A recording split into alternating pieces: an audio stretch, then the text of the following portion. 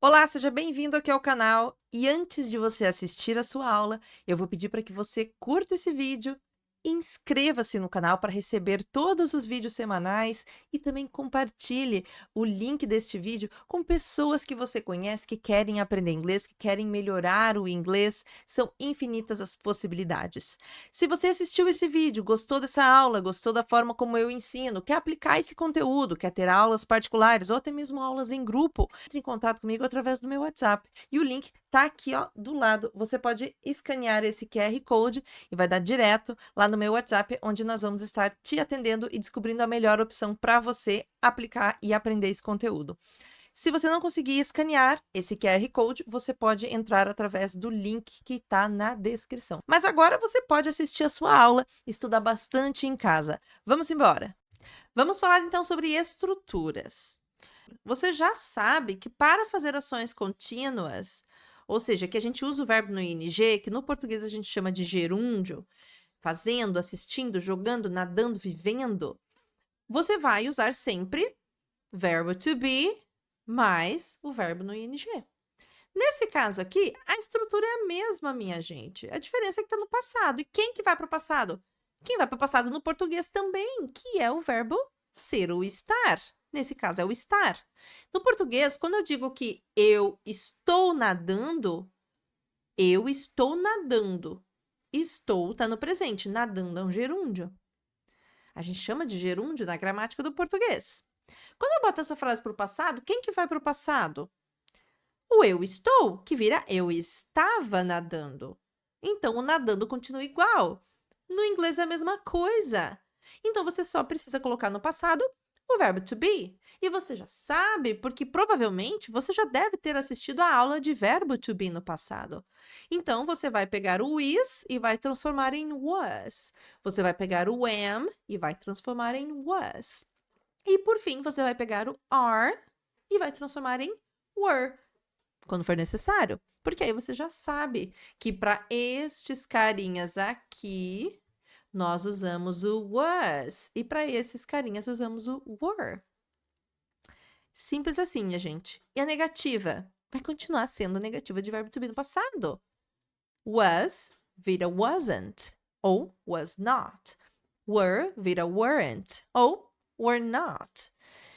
E quando a gente for para as perguntas, você vai perceber que a estrutura vai continuar se repetindo. Quero começar falando então sobre as afirmativas e as negativas, né, que são estruturalmente mais parecidas com o português. Então, as positivas, como eu falei, sujeito, verbo to be no passado, mais verbo no ing, que aqui sim representa na tradução o gerúndio. Então, por exemplo, eu estava fazendo. I was doing. Passado, gente, não tô mais fazendo, eu estava fazendo. Ele estava assistindo. He was watching.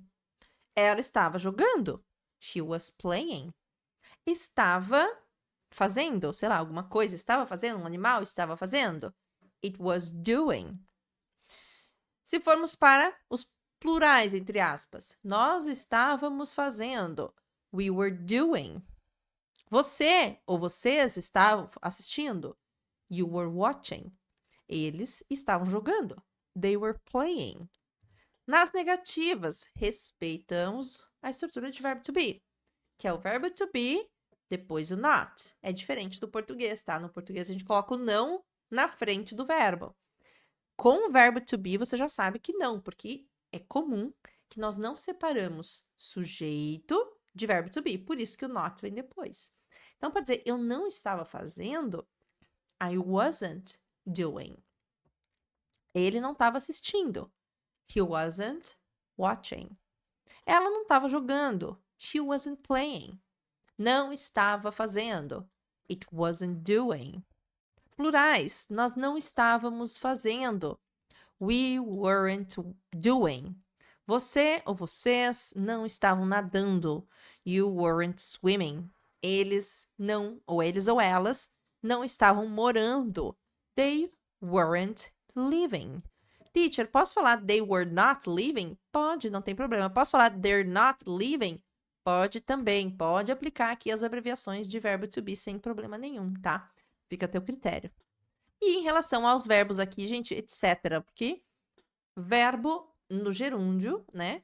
Existe para qualquer verbo do inglês. Todos os verbos comuns do inglês possuem, sim, a sua formação com ing, tá? Não são apenas esses aqui, tanto por isso que a gente tem um etc. aqui, tá? Vamos ler alguns exemplos de aplicação mesmo. Primeira frase. What did he say? I don't know. I wasn't listening. O que ele disse? Não sei, não estava ouvindo. Negativa, então. Eu não estava ouvindo. Eu não estava ouvindo. I wasn't listening. Frase número 2. It was raining, so we didn't go out. Estava chovendo, então a gente não saiu. Estava chovendo. It was raining. Lembra do verbo rain, que precisa ali do sujeito it, né? Ele não é um verbo que trabalha sozinho. Na verdade, nenhum verbo trabalha sozinho normalmente. Próxima frase. In 2009, we were living in Canada. Ó o passadão aí, tudo passadão aqui. Em 2009, nós estávamos vivendo no Canadá. Today, she's wearing a skirt, but yesterday, she was wearing trousers. Hoje, ela está usando uma saia. Presente, agora. Mas ontem, ela estava usando calças. Trousers é como os ingleses e pessoas que moram na Europa em geral usam para falar calças, ok? Em outros países, na América em geral, eles usam a palavra pants para calças, tá? Próxima e última frase. I woke up early yesterday. It was a beautiful morning. The sun was shining and the birds were singing. Tudo passado aqui, tá, gente? Nessa frase agora tá tudo passado. Eu acordei cedo ontem. Determinamos o tempo, né? Passado. Yesterday. Tava uma bela manhã. Era uma bela manhã. Uma manhã bonita. O sol estava brilhando. The sun was shining. And the birds were singing. E os pássaros estavam cantando. Que belíssimo, hein? Que maravilha. Todo dia a gente tem isso. Deixa a gente, né, parar para prestar atenção. Mas a vida corrida não permite. Mas, gente, passado, os pássaros estavam cantando, o sol estava brilhando, ela estava usando calça, nós estávamos morando no Canadá, estava chovendo, eu não estava ouvindo. Então, simplesmente, passados que estavam acontecendo. Isso aqui já encerrou, tá, gente? São ações que ficaram lá no passado. Se você gostou desse conteúdo, não esquece, curta, inscreva-se e compartilhe. Obrigada por assistir, obrigada por fazer parte dessa comunidade. A gente se encontra na próxima aula.